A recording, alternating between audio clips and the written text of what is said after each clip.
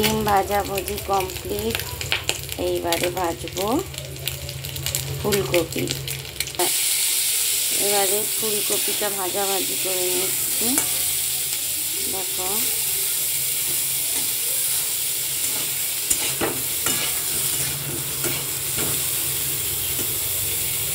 ফুলকপিটা ভাজাভাজি করে নিচ্ছি।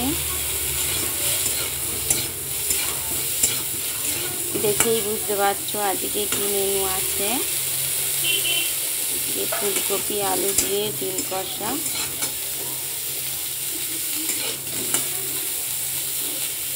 ফুলকপিটা ভালো করে ভেজে নিচ্ছি। এমন দিনে ফুলকপি তো একটু ভাপিয়ে নিয়ে ভালো করে ভেজে নিচ্ছি, নাহলে একটু স্মেলটা থেকে যাবে আর কি।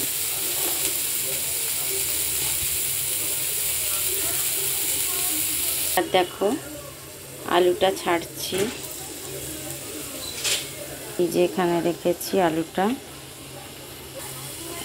এই যে আলুটা ছাড়ছি। মা দেখে গেল হাত,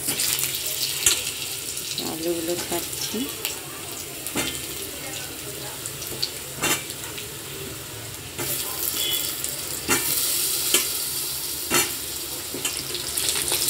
ছাড়া কমপ্লিট। এবার মশলাটা দিয়ে দিয়েছি। ছিল টমেটো, রসুন, আদা, শুকনো লঙ্কা, এই কটা সব কিছু একসঙ্গে বেটে নিয়েছি। দিয়ে রাসের জন্য একটা কাঁচা লঙ্কা দিয়েছি।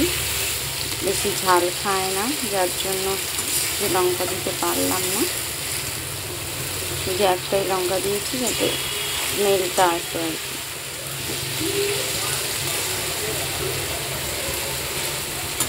আমার রান্না যদি ভালো লাগে তোমরা সাবস্ক্রাইব করো আরও ভিডিও দেখার জন্য।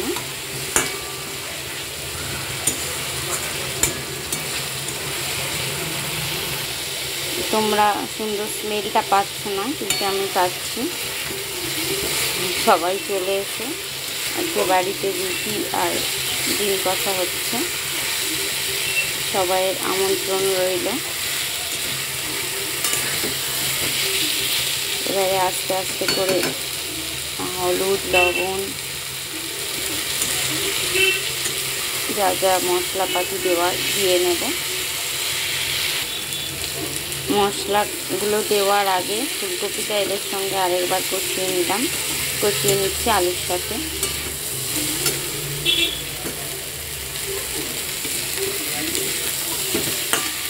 তারপর ঠিক এই রকম অবস্থা হয়েছে।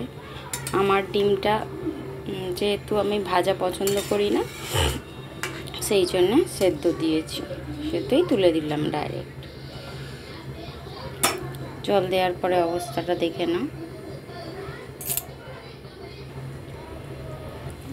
চলো টাটা বন্ধুরা, আবার পরে দেখা হবে অন্য ভিডিওতে। বাই।